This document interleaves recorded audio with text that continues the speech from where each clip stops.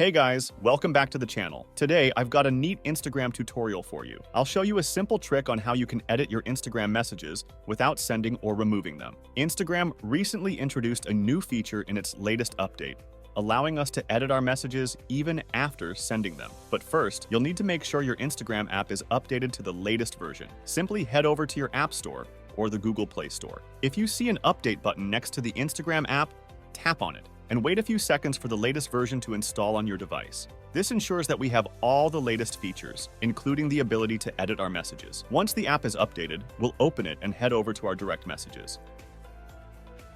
Then we'll send a message to someone. I'll type hello and send it to this person.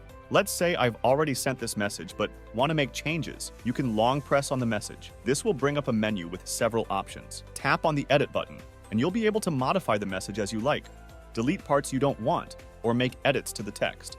After making your changes, simply tap the send button, and your edited message will be sent without the need to send a new message. However, remember that the edit button is only available for messages sent within the last 15 minutes. If a message is older than 15 minutes, you won't have the option to edit it. So that's how you can edit your Instagram messages. Please like and subscribe, guys, and we'll see you in the next video.